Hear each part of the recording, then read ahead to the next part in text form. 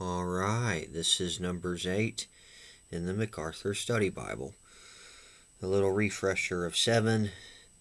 Basically, Moses dedicated, consecrated the tabernacle, and then all the different leaders of the tribes of Israel came and offered their offerings, which is in great detail throughout that chapter. Yeah, pretty much offering the same offerings. Yeah, bowls, fine flour mixed with oil, goats, a bull, ram, male lamb, so on. Yep, and each leader of the tribe would do it on one day. Yep, so 12 days. Alright, but that's pretty much what happened in chapter 7. Long chapter. Well, at least 8 will be a little bit shorter, so that's good. Alright, so the first 4 verses are about the arrangement of the lamps. And the Lord spoke to Moses, saying, Speak to Aaron and say to him, When you arrange the lamps, the 7 lamps shall give light in front of the lampstand. And Aaron did so.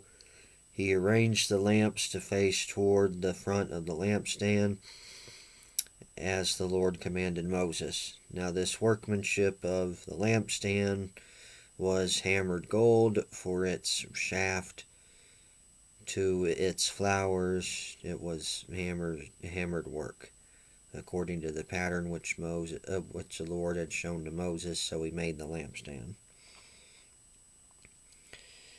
So basically, Exodus 25:32 through 40 recorded the instructions for making the golden lampstand, and Exodus 37:17 through 24 reported its completion. However, as part of the dedication of the tabernacle, the 7 lamps of the lampstand were lit. Yep, the 7 lamps of the lampstand. You know, where have I heard this type of thing before? I think there's something about this idea of a lampstand in the book of Revelation. I wonder if that's what it could point to. Let me turn there real quick as a little bit of a bonus. Yeah, I think it's in Revelation 1. Well, Revelation 1, it actually has, whenever John sees a vision of Jesus, Jesus stands in the midst of these 7 gold lampstands, which ultimately represent the 7 churches. So maybe in a way, maybe this original gold lampstand with the 7 candles here, I guess maybe it could be pointing forward, maybe ultimately to what was talked about in Revelation about the 7 churches. Yeah, really the whole church, ultimately.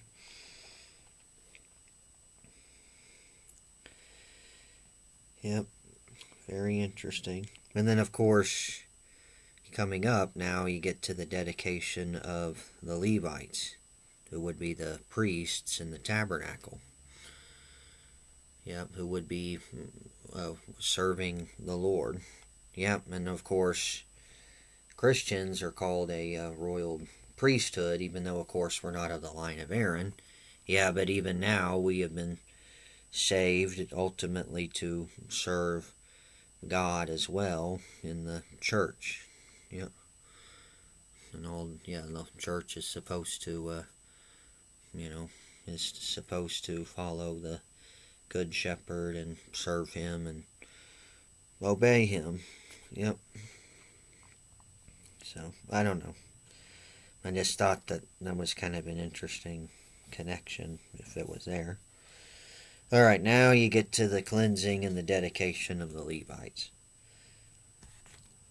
So then the Lord spoke to Moses, saying, Take the Levites from among the children of Israel and cleanse them ceremonially. Thus you shall do to them to cleanse them. Sprinkle the water of purification on them, and let them shave all their body, and let them wash their clothes, so to make themselves clean. And then let them take a young bull with its grain offering, of fine flour mixed with oil, and you shall take another young bull as a sin offering.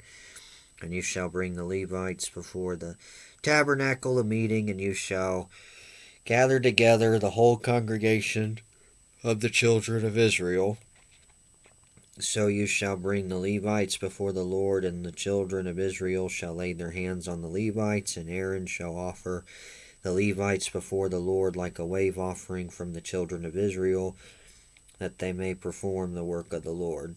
And then the Levites shall lay their hands on the heads of the young bulls, and you shall offer one as a sin offering and the other as a burnt offering to the Lord, to make atonement for the Levites.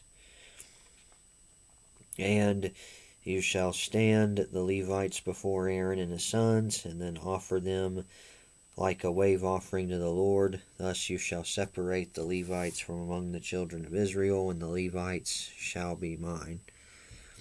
And after that the Levites shall go into service the tabernacle of meeting. And so you shall cleanse them and offer them like a wave offering, for they are wholly given to me from among the children of Israel.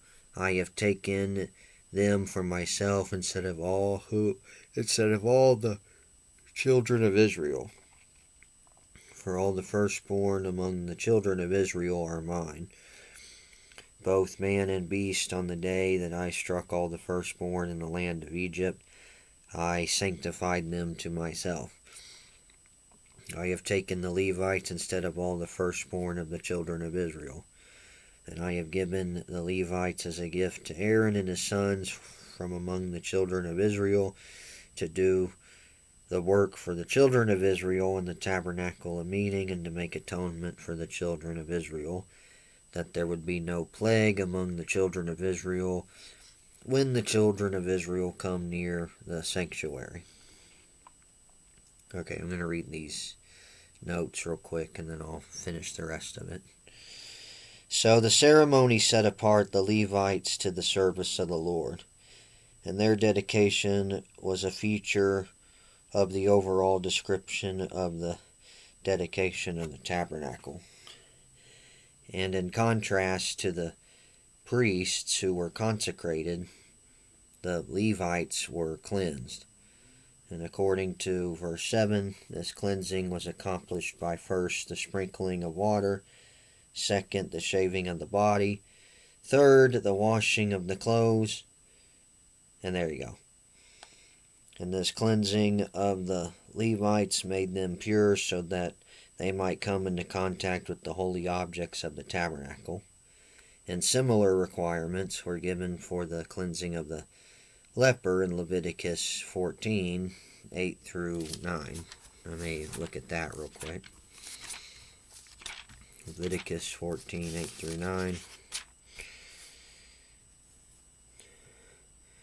He who is to be cleansed shall wash his clothes and shave off his hair and wash himself in water, that he may be clean.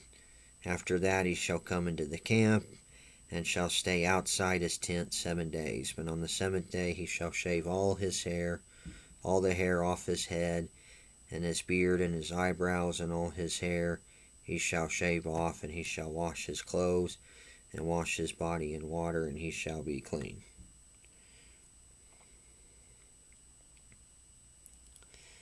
So basically this was a powerful lesson from God on the holiness that he desired for those who lived among his people, and this has not changed.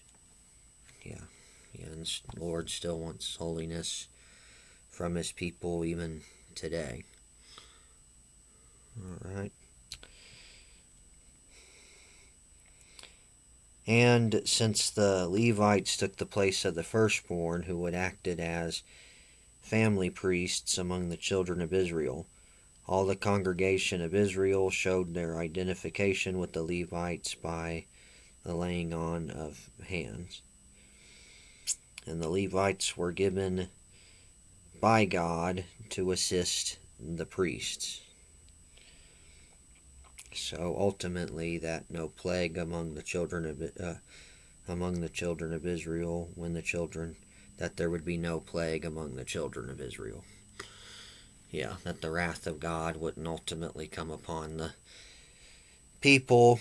Yeah, since the priests would, make the sacrifices and the offerings on their behalf. Yeah.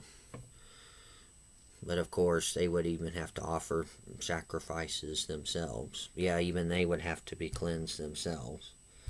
So, yeah, but of course, the great high priest, Jesus, he dealt with our sin once and for all. So now we wouldn't have to worry about the plague coming on us because of our sin.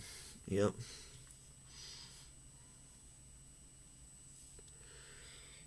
All right. Well, there's not much left. Verses 20 through 26. And thus Moses and all the congregation of the children of Israel did to the Levites according to all that the Lord commanded Moses concerning the Levites, so the children of Israel did to them. And the Levites purified themselves and washed their clothes, and then Aaron presented them like a wave offering before the Lord. And Aaron made atonement for them to cleanse them. And after the Levites went in to do their work in the tabernacle of meeting before Aaron and his sons, as the Lord commanded Moses concerning the Levites, so they did to them. And then the Lord spoke to Moses, saying, This is what pertains to the Levites. From 25 years old and above, one may enter to perform service in the work of the tabernacle of meeting. And at the age of 50 years they must cease performing this work and shall work no more. They may minister with their brethren in the tabernacle of meeting to attend to needs, but they themselves shall do no work. And thus you shall do to the Levites regarding their duties. Well, that's actually pretty interesting. In verse 21, it says the Levites purified themselves and washed their clothes, and Aaron presented them like a wave offering before the Lord and made atonement for them to cleanse them. Yep, kind of like what Jesus did with us. He made atonement for our sin, and ultimately as a result, we would be purified and our clothes would be washed of sin. But of course, we still have to continue the process of purification and washing, the sanctification. So, yeah, that does still happen. All right. And in verse 24, it says, From 25 years old and above, one may enter to perform service in the work of the tabernacle of meeting. So the Levites were to begin their service in helping the priests at age 25. But in chapter 4, it says that they would begin at 30. At 30? So what do you do with that? Is it 25 or 30? So a rabbinic suggestion was that the Levites would serve like a 5-year apprenticeship. And a better solution can be discovered by noting the differing tasks in the two chapters.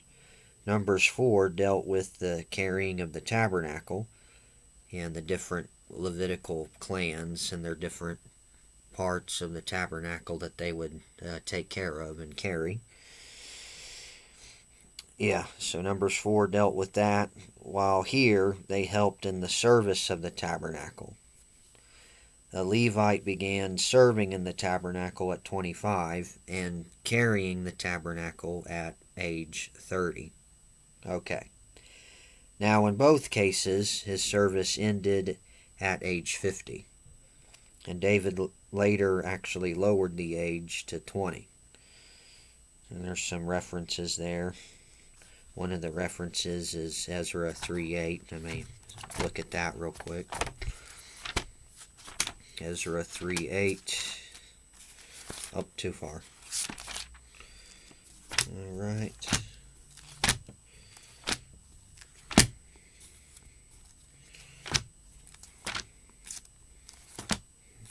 Okay. I'm getting there.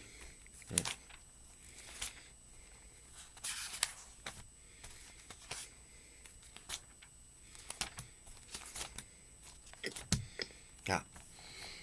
Ezra 3:8. Yep.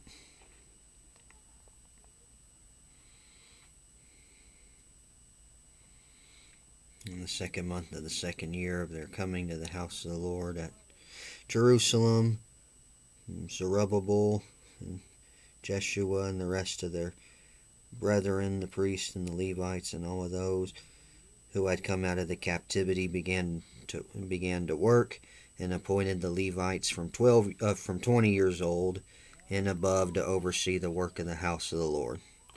So yeah, there you go. So they lowered the age to 20. It even happened with King David in 1 Chronicles 23. But I may not turn there now. Well, anyway. Well, that's actually it.